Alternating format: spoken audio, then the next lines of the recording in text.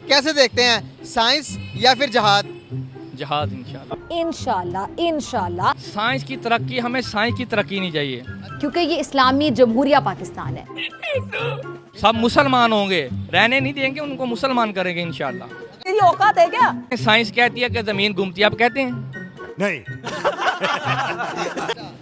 इस पूरी पाकिस्तान का जो हल है ना, सिर्फ जिहाद है।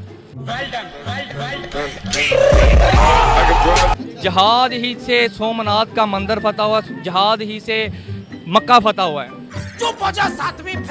यही नहीं, अभी और सुनिए। गैर मुस्लिम को पाकिस्तान में रहने ही नहीं देंगे। नहीं रहने देंगे इंशाल्लाह। दुनिया के साथ चलना है तो भाई पुराना सॉफ्टवेयर को डिलीट करके नया अपडेट करना चाहिए हमें। सॉफ्टवेयर अपडेट हो चुका है और बस ये अपडेट हो चुका है। इसमें कोई दो राय न कल थी ना आज। चलिए फिर कोई आखिरी ख्वाहिश हो तो बोलिए, आपको पेलने तो वाले ही पूरी कर देंगे।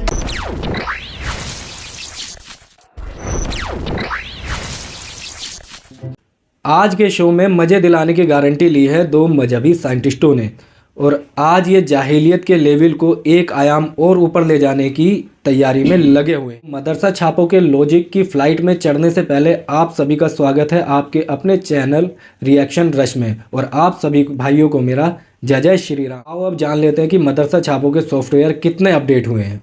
क्या लगता है कि हमारा तालीमी निज़ाम ज़्यादा बेहतर है दुनियावी लिहाज से देखें, या फिर हमारे पड़ोसी मुल्क हिंदुस्तान का तालीमी निज़ाम ज़्यादा बेहतर लगता है? नहीं, बेहतरीन तो फिलहाल पाकिस्तान के मैं कहूँगा। किस तरह से पाकिस्तान का निज़ाम बहुत बेहतर है? क्योंकि इंडियन में ज़्यादा गैर मुस्लिम रहते हैं, उतर आया ना औकात पे। इसी लिहाज से, क्योंकि पाकिस्तान में ज़्यादा मुस्लिम है। ये मदरसा छाप हर बार भूल जाते हैं कि इनके देश से ज़्यादा मुस्लिम हिंदुस्तान के अंदर रहते हैं। तो मुसलमानों को ज़्यादा पता है कि किस तरह का रुझान है, मतलब कि बेहया क्या चीज़ है, मतलब ज़्यादा पाकिस्तान में पता है मुसलमानों को, इंडिया में इतना नहीं मालूम। अरे कहना क्या चाहते हो? कैसे देखते हैं, साइंस या फिर जहाद? जहाद इंशाल्लाह। जहाद इंशाल्लाह। आप कैसे करेंगे? जब तक साइंस में तरक्की नहीं करेंगे जहाद होगी? साइंस की तरक्की, हमें साइंस की तरक्की नहीं चाहिए। इस पूरी पाकिस्तान का जो हल है ना, सिर्फ जिहाद है। जहाद ही से सोमनाथ का मंदिर फतह हुआ, जहाद ही से मक्का फतह हुआ है। जहाँ मक्का फतह हो सकता है कि पाकिस्तान का निज़ाम नहीं ठीक हो सकता। मंदिर तोड़ दो, मूर्तियाँ तोड़ दो, खून खराबा कर दो, औरतों को गुलाम बना लो और सर तन से जुदा कर दो। बस इसी चीज़ को ये जो जाहिल है ना, ये जिहाद मानते हैं। कैसे देखते हैं किसी का हमारे इस्लाम में ये लिखा हुआ है कि किसी के मजहब को बुरा कहो या किसी के इबादत गाह में चढ़ दौड़ो? नहीं, देखें, अगर चर्च तोड़ने की बात है ना, अब बोल। नहीं, आपने सोमनाथ के मंदिर की बात की, मैं उसकी बात कर रहा हूँ। सोमनाथ का मंदिर देखे, जब मक्के में भी कितने बूथ थे, 363 बूथ थे ना, किसने तोड़े, क्यों तोड़ेगे? मक्के में तोड़ेगे ना, तो सोमनाथ का मंदिर किधर आए? रुको जरा, सबर करो, बोला धक्का मुक्की नहीं करने का, आराम से लेने का।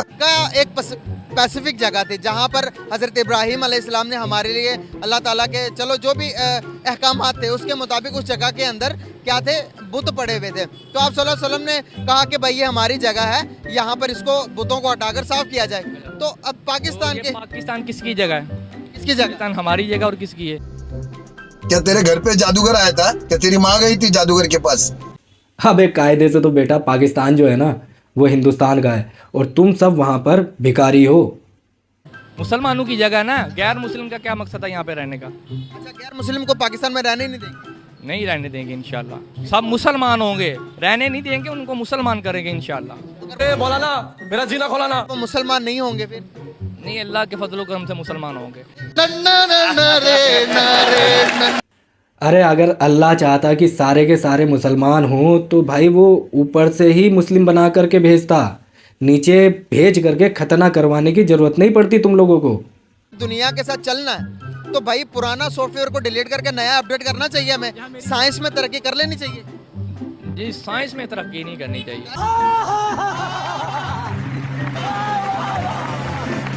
साइंस में तरक्की नहीं करनी चाहिए। अभी साइंस में तरक्की नहीं, अभी सिर्फ निज़ाम मुस्तफ़ा में तरक्की करनी चाहिए। आप दिमाग देख रहे हैं पाकिस्तानियों का? भाई वो अब एक मिनट हमें साइंस की कोई लोड़ नहीं है, हमें साइंस कोई तरक्की वगैरह कुछ नहीं चाहिए।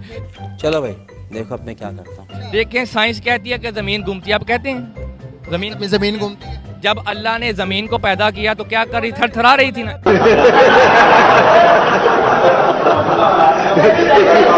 एक मिनट मेरी बात सुन लिया, आप साइंस की बात कर रहे हैं ना, और भी ठीक है साइंस। आप कहते हो कि जब अल्लाह ताला ने ज़मीन पैदा की तो तब ज़मीन थरथरा रही थी। अल्लाह ने पहाड़ बनाए और ज़मीन को एक जगह पे जमा दिया, तो फिर आप कैसे कह सकते हैं कि ज़मीन घूमती है?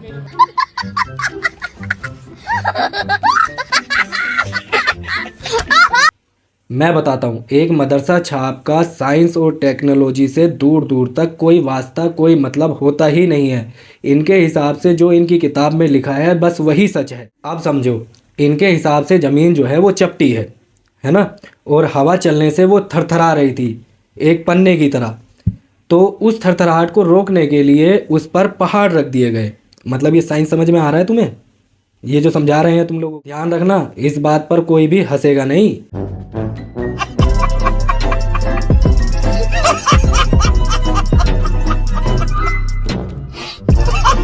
क्या कहेंगे इनकी बात, जो इन्होंने बातें की उसको डिफाइन करेंगे? जी, आप साइंस की बात कर रहे हैं ना, तो साइंस जहाँ तक आप तरक्की कर सकते हैं करें, लेकिन इस्लाम के ताबे रह के करें।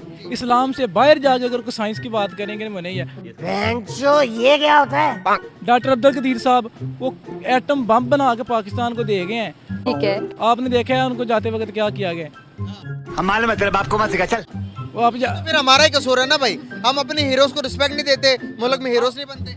असल हीरोज को रिस्पेक्ट देना वो हुक्मरानों का मसला था, क्योंकि डॉक्टर अब्दुल कदीर वो कौमी हीरो था। उसके मरने के बाद इनको हमें चाहिए था, हम उनको सपोर्ट करते, नोट पॉलिटिक्स कर, हमने सपोर्ट करना चाहिए था। जैसे कि अब्दुल कदीर साहब ने हमारे वर्ल्ड में, पाकिस्तान में फर्स्ट जो इन्वेंट हुआ एटम बम हमारे पाकिस्तान में हुआ था। पाकिस्तान मतलब बता रहा हूँ कि 1947 में ना, 1947 में पाकिस्तान आज़ाद हुआ है। I have a complaint. आज तक इन जाहिलों को ये बात समझ में नहीं आई कि 1947 में पाकिस्तान आज़ाद नहीं हुआ था, बल्कि पैदा हुआ था। कहाँ से? हिंदुस्तान से। और बाप कौन है? हम हिंदुस्तानी। 1948 में इसराइल आज़ाद हो रहा है। That is the point of view. आप इस पे भी आ जाए ना, अब कि कुरान पाक में फरमाया कि बीमारी से पहले में ना उसका इलाज है। तुम बीमारी का इलाज आ गया हुआ है, हम कर नहीं रहे। क्या इलाज है इसराइल का? क्या इलाज है? वही है कि हमें चाहिए कि हम उनके खिलाफ बाइकआउट करें उनकी प्रोडक्ट्स को। अच्छा कब तक करेंगे? जब सर जी, सबसे पहले तो इंटरनेट चलाना छोड़ दें, मोबाइल जो यूज कर रहे हैं ये करना छोड़ दें। अरे हमने तो सुना है मियाँ, सबसे ज़्यादा पोर्न साइटें जो हैं वो पाकिस्तान में ही सर्च की जाती हैं। अगर नेट का बहिष्कार कर दिया तो फिर क्या क्या देख करके हिलाओगे? इसके बगैर इसके नहीं, मैं यही सवाल कर रहा हूँ, क्या इसके बगैर गुजारा है? नो अब मजबूर कर दिया हुआ उन्होंने। जैसा कि मैंने पहले कहा था कि आज जो जाहिलियत का लेवल है वो एक आयाम और ऊपर पहुंचने वाला है। देखते जाओ।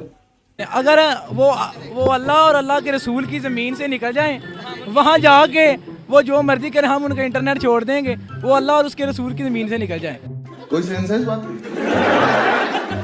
हमें बहुत लग रही है ज़मीन दुनिया में जितनी जगह, दुनिया जो है वो सब कायनात जो है ना वो अल्लाह ताला ने बनाई हुई है। अगर वो अल्लाह की ज़मीन से निकल जाएं, वहाँ जाके इंटरनेट हम उनके हर इलॉजिकल बात हुई ना कि वो जमीन को छोड़ दें। यही बात है ना कि अगर देखिए भाई, उन्होंने मजबूर किया हुआ हमें, हम फैक्ट पे बात करेंगे, हम जज्बातियों के बात नहीं करेंगे।